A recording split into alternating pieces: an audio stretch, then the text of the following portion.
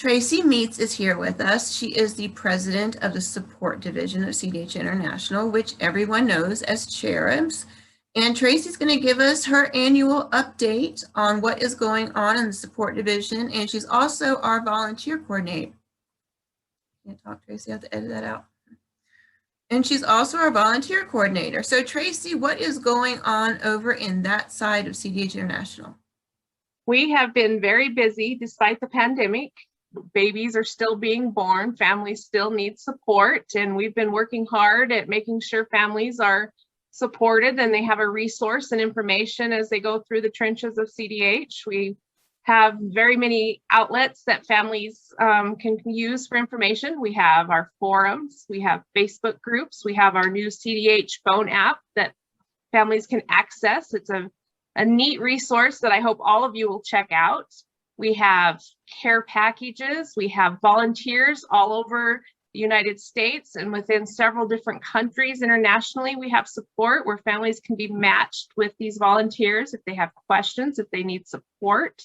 These volunteers are there to answer questions, to hold a hand, to be an ear for listening, and it's just a great resource. We keep providing families internationally with support. It's getting to the point now we need translators on our team because oftentimes we're contacted by people that don't speak English, and I would really greatly appreciate translators to be able to help support these families, so I'm not using Google Translate to talk with these families. We have been busy building our support team. I'm always in need of volunteers. We have several different ways that families can help give back here at the charity through the support branch. They can become CDHI ambassadors. These are basically our on-call support. They offer an ear to listen. Some of them actually will meet you at the hospital if you want to meet in person and to chat, to meet their CDH survivor if they happen to have one. They are there just to be our on-call support. If a volunteer wants to go deeper into the charity and to provide more support to families, they can sign up to be a representative, a state representative or an international representative. And these families go above and beyond. They hold fundraisers, they support families, they hold yearly get-togethers. They make sure that families are contacted as they join and give back to families. We have a really great team the past couple of years at CDH International. We have so many volunteers and so many that have really stepped up during this pandemic when we had so much going on. Our charity's grown. We added 5 NGOs last year in the middle of COVID and with both of us sick, and that's huge part because of our volunteers. So Tracy, Right. Great job with them. I appreciate that. Thank you. We have over 100 CDHI ambassadors internationally. We have them in Italy and Denmark, and we're excited to see where CDH International will go, because I'm sure we're going to continue to grow and add more NGOs, and I'm excited to see where 2021 ends and where we go in the future. Absolutely, me too. Now, let's talk a little bit about our new families and membership. So we see so many people on Facebook and lots of groups and pages for individual kids, and we're all keeping up with everyone. And it seems like Facebook has kind of become its own charity, I suppose, support group for everyone. And I think that a lot of the families aren't aware of all of the benefits they can get by joining the charity, and it's free. So they have access to a lot of things and we're able to help more. So can you explain to a new family who just got a diagnosis why it's really important to actually become an official member of CDH International? As you first discover that you are expecting a baby with CDH, or even after you have given birth to a child and you are giving that diagnosis of CDH, most oftentimes people come across CDH International through a Google search, or a doctor may have shared our information, or a geneticist may have shared our information. We encourage all families to join our membership. It is completely free to join. You can join by going to www.cdh.org and go to the member area. And I encourage everybody to join. It gives families access to volunteers and support that they may not have. I have volunteers all over the United States, and that we can match you with volunteers that may have used that hospital that you're looking at, or may have used that doctor, that the surgeon that you're going to be taking care of your child. And you can ask these families questions and get support. We also love to send out a care package to your family. These care packages are full of CDH information, CDH awareness items, and we also throw some gifts in there for the little one on the way. And it's just a comfort. So much love goes into those care packages, and we're currently revamping those care packages. So I'm excited to start sending those out to families this year. And once you become a member, you are giving access to our CDH forums. There is a private part of our website where only members can access. And inside the forums is years and years of families sharing stories, asking questions. So any topic that may come to mind during your CDH journey, you can put it in that search engine and it'll throw back tons of information. We also have a CDH library. There's research articles that you can look up and read information about CDH. We also give you access to our private Facebook groups. Back in 2009, about 2009, when Facebook really started taking off for support, we created Facebook support group because our families weren't posting as much as on our forum. So we're giving these families another private location to talk, to ask questions, to share, to post pictures, to updates. Also with membership access, you are given access to our events coming up here at the end of April. We have our annual CDH conference that we're doing virtually. So that will give you access to our events. We try to hold a CDH conference yearly, so that gives you access to that. And also, if you are a member, we highly encourage you to participate in our CDH research survey. This helps out and goes right alongside the research that is being done for CDH. And without this research database, you know, it helps benefit and propel research forward, and we greatly need your input. Absolutely. Thank you, Tracy. So you're going to see during this telethon, we're going to say thank you to all the volunteers, and we're also going to have Laura, our office manager, show what is in one of our new tote bags. And so that's kind of exciting because people haven't seen the new tote bag. So we're kind of here next week. And also Jason, our research database coordinator, is going to show families how to log into the database on the new platform that it is on. So we've got a lot of wonderful things going, a lot of things for the families. And then I'm going to demonstrate how the app works too, because that is such a beneficial tool that we created specifically for families so they could have everything at their fingertips when they need it at the time of diagnosis, because we can't get materials everywhere. We can't get them fast enough for the families. And so it's right there. The parent reference guide's right there. They can log into our forums through the app. They can log into the research registry through the app. They can see the latest research, and then they can also find the closest CDH hospital and see all of the statistics, and everything is completely unbiased. And that way they're not logging onto Google and seeing all the horrible things on Google, all the bad medical information, the bad medical advice, the scary journal articles, the ads for hospitals to gain patients. They're actually able to see unbiased information in easy to understand terms. So we're really excited about how the app is going to progress, you know, now that we've added the map features of hospitals. But I'm excited too. I love the app. I really do. As much work as it was creating it. Right, hours and hours and hours. Months and months creating that. But I don't think that people realize that everything we do for families is free. We don't charge families anything. There's no fee to join the forums. There's no fee to join the membership. They don't pay for the care packages.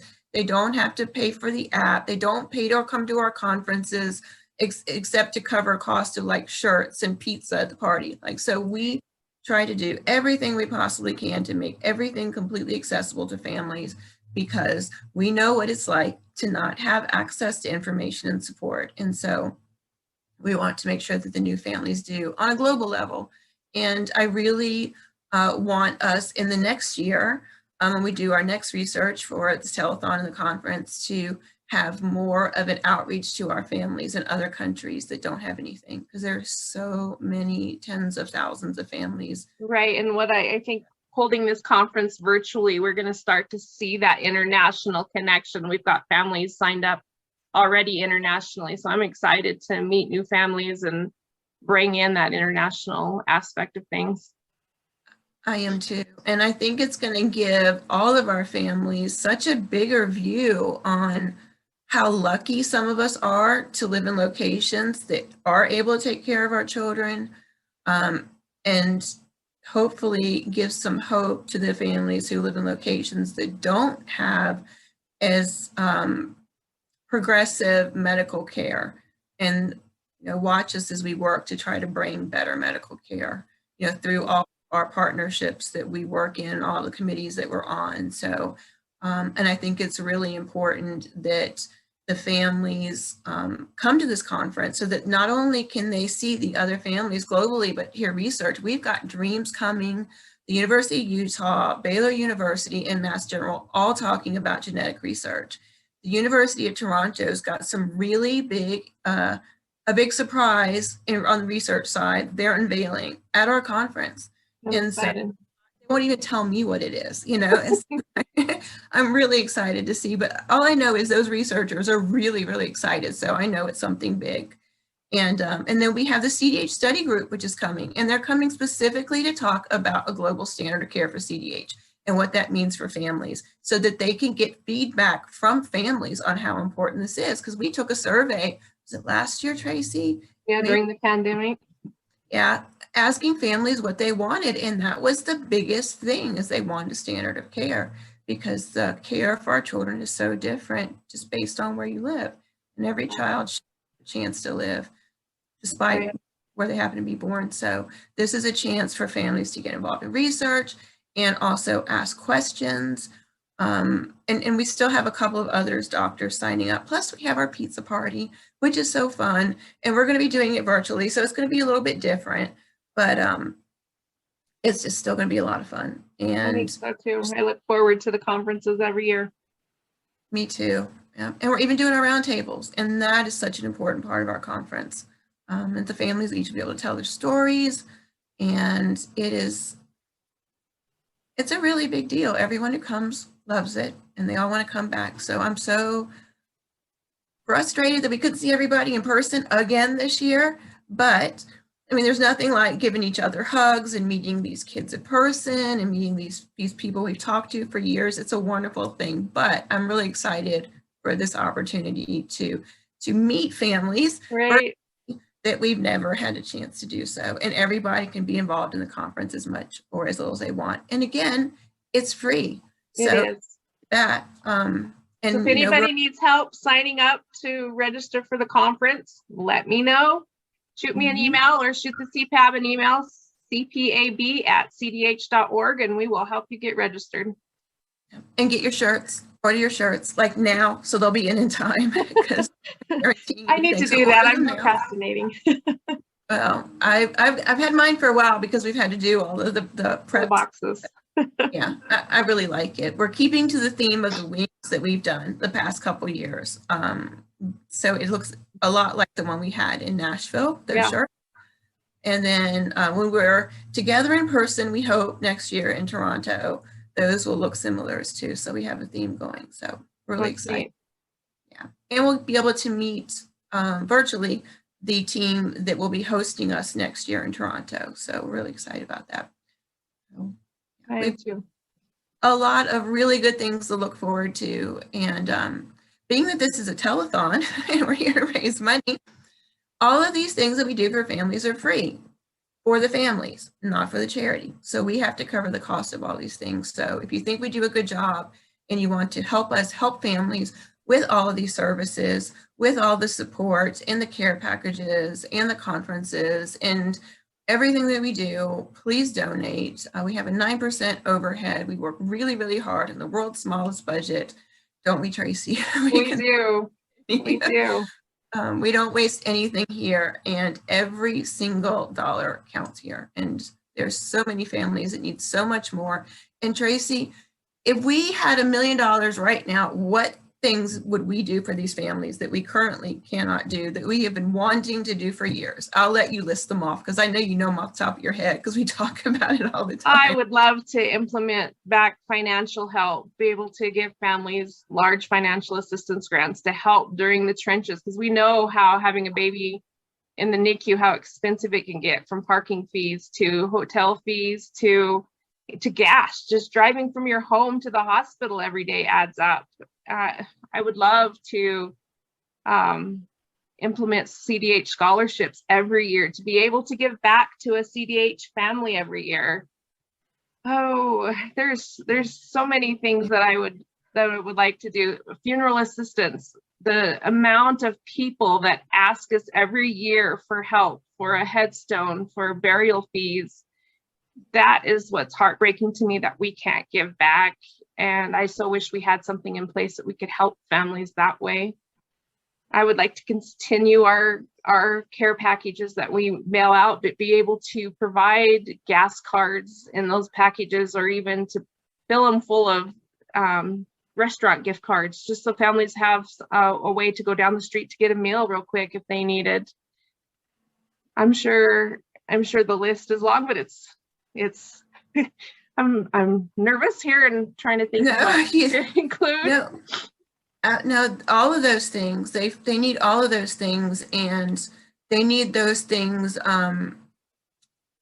from an organization who is unbiased, so that when we send them gas cards or financial assistance stuff, we're not prompting them to go anywhere or do anything. It is just, we know your family's struggling. We know it's hard if you're in the same town as your hospital, or if you're across the country from your hospital. One of the families during this telethon, talks about how they had to give up their house, and that shouldn't happen on top of medical bills. And so it's really frustrating to see how hard these families fight, how hard these babies fight, and then how much they lose just because they're trying to fight for this child. It's not fair. It isn't fair. I would love to be able to have parent reference guides in every single CDH hospital across the world, that parents have the resources and information and contact information for CDH International, so we can get them in contact with volunteers near them, and just the resources that these families know that they are not alone in this journey. Absolutely. I completely agree. We're going to hear some stories today about families who really could have benefited from having those parent reference guides there at the time of diagnosis. And it's heartbreaking to see what they go through needlessly, because it doesn't have to be like that. No. Make it so much easier. So we're working on that.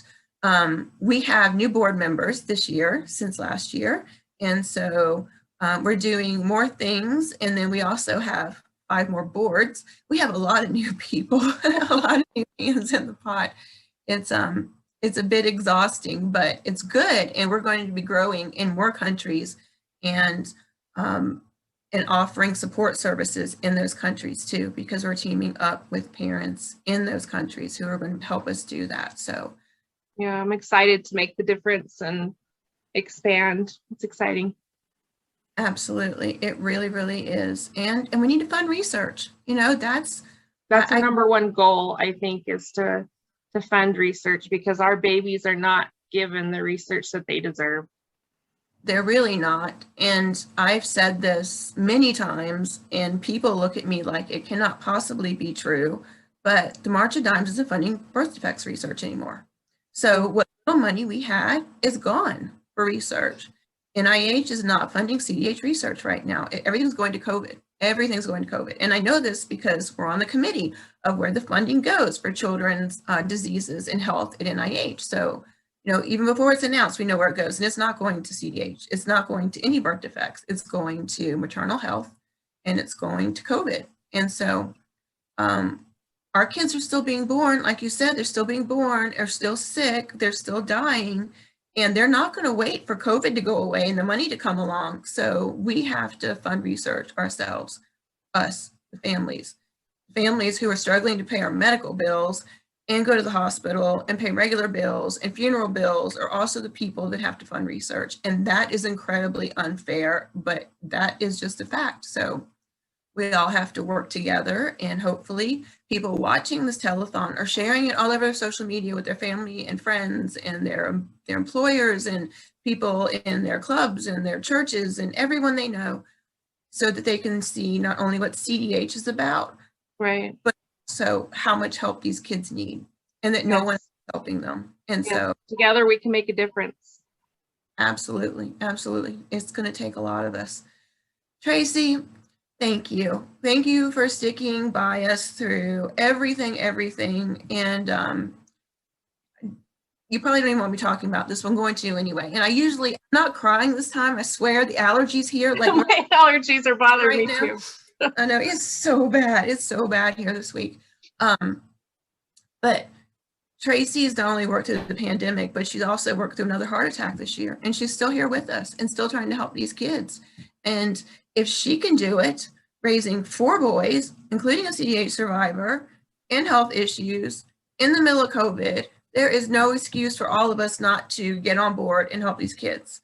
We have one family whose baby is currently in the hospital right now, and they're being interviewed on this telethon, and they're doing a fundraiser to help other kids. That is so incredible to me. That is just special people. Absolutely. And so these babies have a good army. They do. So.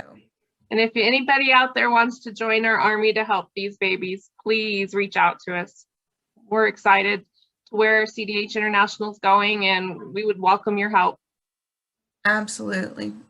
Thank you, Tracy, for everything. Thank you. And see you at the conference. I will see you at the conference. All right. Thank you.